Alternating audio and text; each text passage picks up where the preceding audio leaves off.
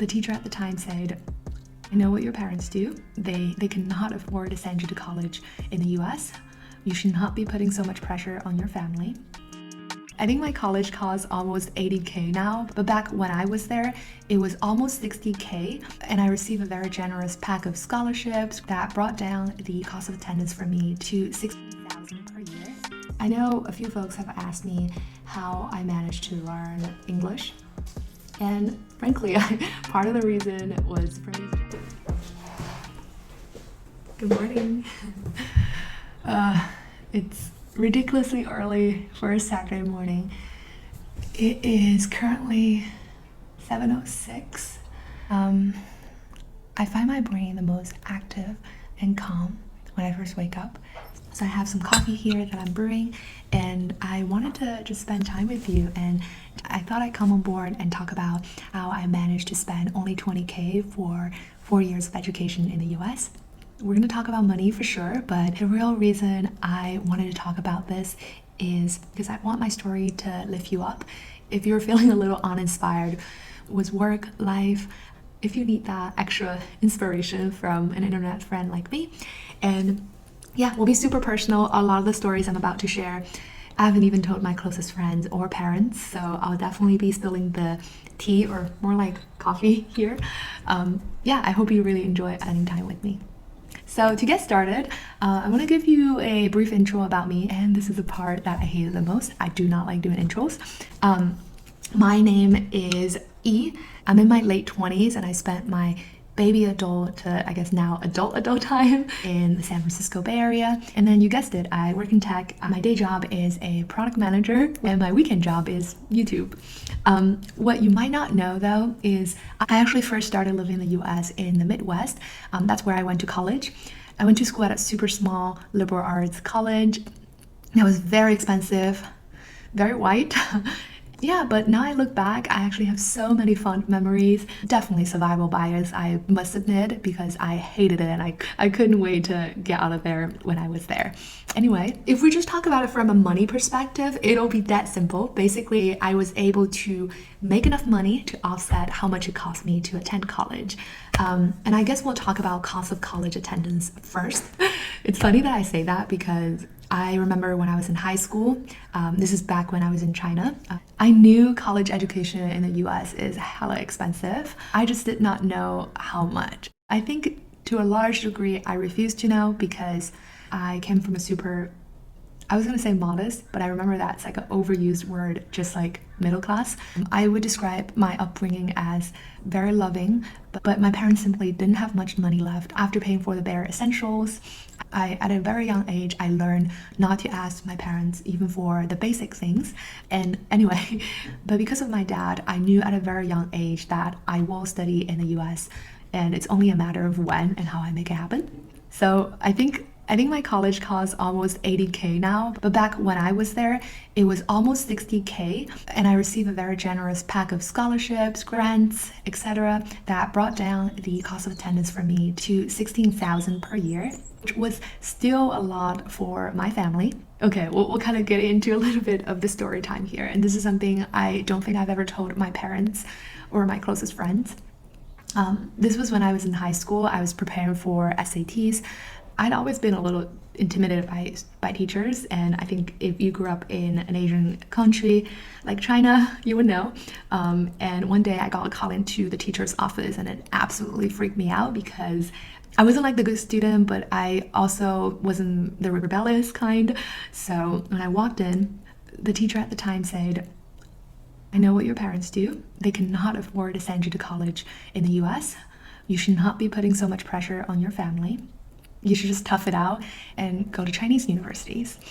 I was 15 or 16 at the time, and those words were very heavy. It was not easy for me to deal with. I didn't have siblings, and I didn't think telling my parents were an option, so I had to just swallow it and figure out what I want to do with it. I know today in work and in life, people emphasize a lot on having a strong why. In this case, at least at the time, I think the why was there and had always been there, but what helped me the most was probably how badly I wanted it, right? Did that make sense? At least I attribute a lot of the strengths that I had and the creativeness that I had into making ends meet and etc. in my college years to how badly I wanted to study in the US, not so much on like the why, definitely not entirely on the why. I think it was because how strongly I felt about my decision that despite someone from an authoritative position telling me this is the wrong thing to do, I felt compelled enough to go ahead and do what I want to do. And I did it. So I did enough research to know some liberal arts colleges, like the one that I went to, gave very generous scholarships that can cover your tuition and other expenses, where practically you're only paying for your living expenses, which was the case for me, and I am super grateful. Like I said, my cost of attendance per year was around $16,000. And with that out of the way, let's talk about how I managed to make money and eventually owed my parents only $20K by the time I graduated from college. In short, it's a combination of working 20 hours per week on campus, as well as the 3 internships that I did throughout college. Parking aside the on-campus job, I do want to talk about the elephant in the room, which helped me afford the education, which were the 3 internships that I did throughout college. And before you start wondering, okay, like you had like high-paying tech jobs, etc. No, that was not the case. The first internship, I did not make much, or I should say I did not make anything. It was an unpaid internship. But luckily, my school wanted to encourage students to be able to take on opportunities, so they offered stipends to internships, which at the time was $2,400 for the summer, which I am really, really grateful for. The second internship, I was paid for the first time, which felt so good at the time because I was paid $24 an hour. Until that time, I was paid, I think, $8, basically minimum wage. So getting offered an internship at an hourly rate of $24 made me feel like I had made it. And now I think about it, I actually negotiated my salary for the first time ever. I remember talking to the recruiter Bridges and I say, I needed more money and here's why. He was like, this is like unheard of for interns. And to my surprise, and even today, I'm still kind of surprised because I think most of the internship programs are fixed, but the program actually gave me $2 more. So I was paid $24 an hour instead of $22, which I think was a standard rate for interns that year. How did I get the balls to negotiate salary? I don't know. I just really needed that money. That like I wish I had like a better answer, but I needed that money, and I know how much it meant for me and my family, etc., to get that extra $2. I think a lot of people would say, "Oh, this is so not me. I don't know how to do it."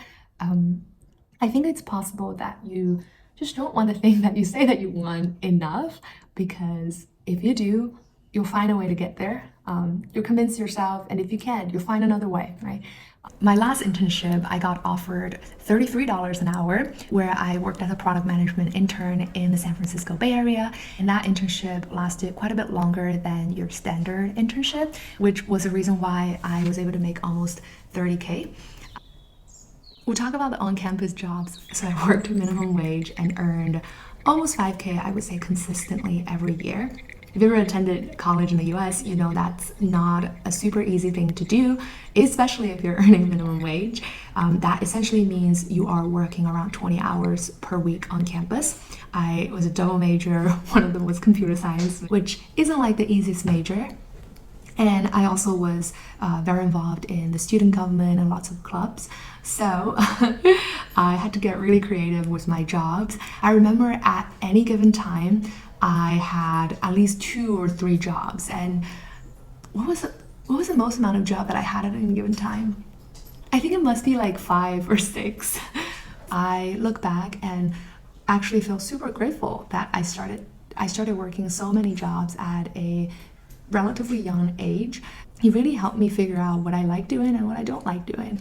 And my favorite job from my undergrad was actually a call center job where I was essentially paid to talk with alumni and asking for donation. I really liked that job because eventually I was able to talk with people on the phone while doing homework at the same time. And I was also talking to alumni about what I do in college, etc., which, if you think about it, is essentially answering behavioral questions in interviews. I know a few folks have asked me how I managed to learn English.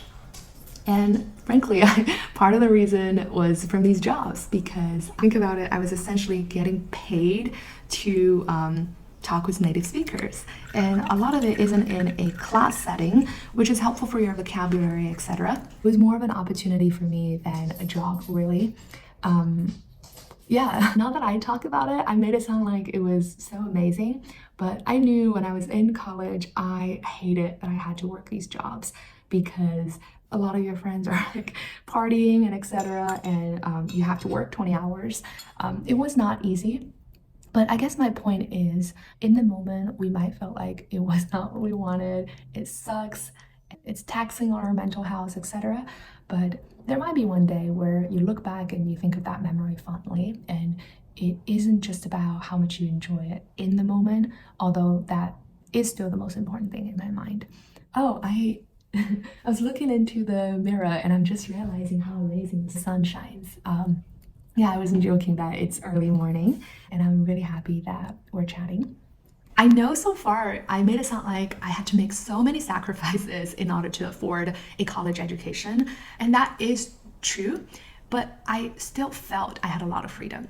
I say that because my last internship was in product management, which is a field that I wanted to get in and I've been working in for the past 7 years. At the time, I had a much better paying job at a really exciting company. I'll just tell you this. It was at Airbnb as an engineering intern.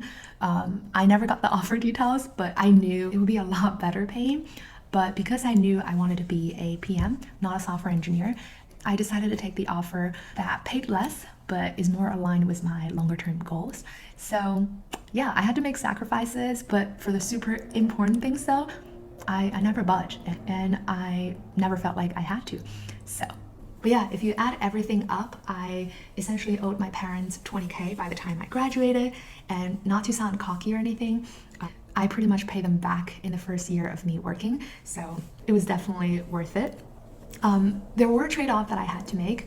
For example, I could have gone to schools that had better rankings. When I was applying to colleges, I know my peers were looking at Berkeley, UCLA. Those are the schools that I definitely had a shot, but because of my financial situation, I didn't even submit an application. I would be lying to you if I tell you that I didn't feel self-conscious. Really love the sunshiny background, and I hope you enjoyed spending time with me. And a few closing thoughts. First one is, if you like my video and you're wondering how to support me, the best way to support me is subscribing to my channel. I have a subscriber goal in mind that I really want to hit.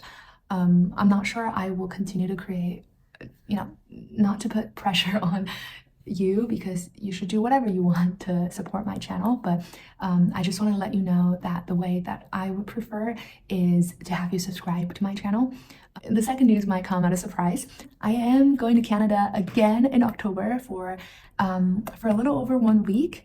I'm going to Vancouver. If you'd be interested in meeting up in person or with a couple of others, let me know. You know where to find me. I have a Discord server you can join, or you can email me. Okay, I'm gonna go enjoy my weekend now. It was great chatting. For some reason, I always manage to get emotional on camera. I have no idea. Yeah, I hope you're having a really great day.